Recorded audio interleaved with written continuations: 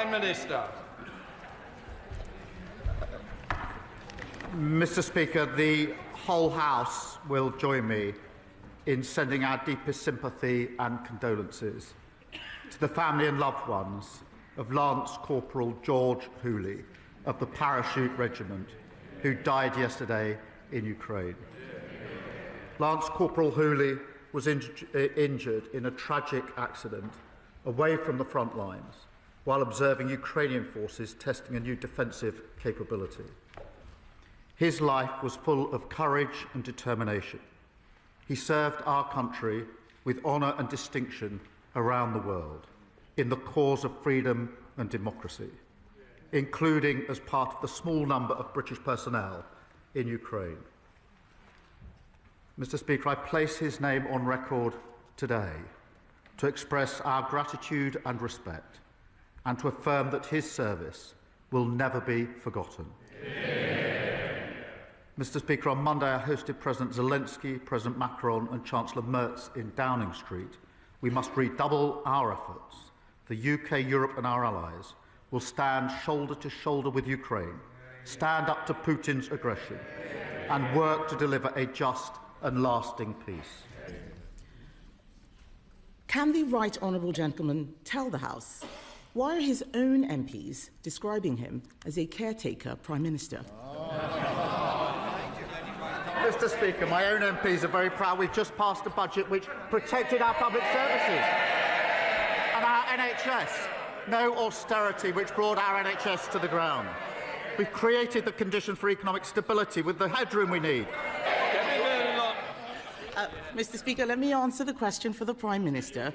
He's being called a caretaker because everyone can see that he's lost control of his party. And this lot, they're all so busy trying to replace him. Order.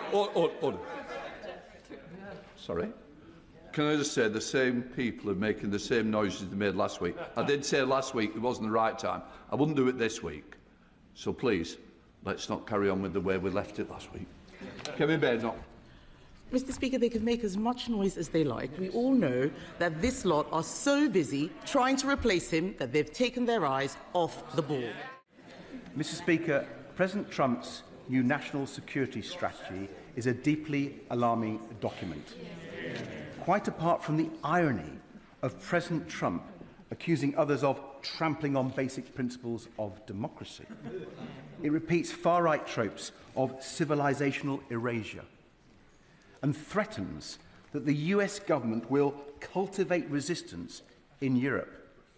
No wonder Vladimir Putin has welcomed that strategy.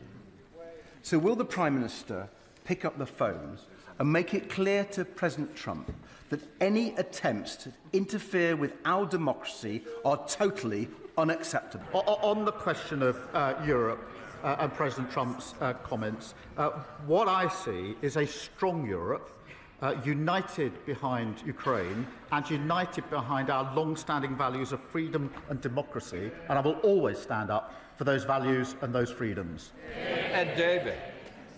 Mr. Speaker, I didn't hear about standing up to President Trump. And if we're going to stand up to President Trump, we do need to strengthen our ties with Europe, not just on defence, but on the economy too. And the truth is, this government will not succeed unless it gets our economy growing strongly again. And the best way to do that is a customs union with Europe. The Prime Minister's chief economic advisor knows it.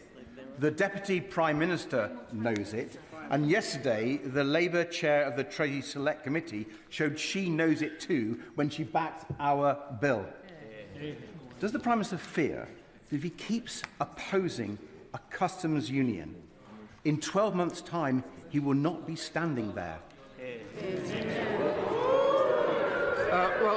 Mr. Speaker, we have got a close relationship with the EU through our reset earlier this year. And yes, I do want a closer relationship than the one we've got at the moment. We are moving towards that. We do have manifesto commitments on issues such as single market, customs union and freedom of movement. But I would gently point this out, that having now done significant trade deals with other countries, including the US and India, which are hugely important to the JLR workforce and on pharma, it is not now sensible to unravel what is effectively the best deal with the US that any country has got.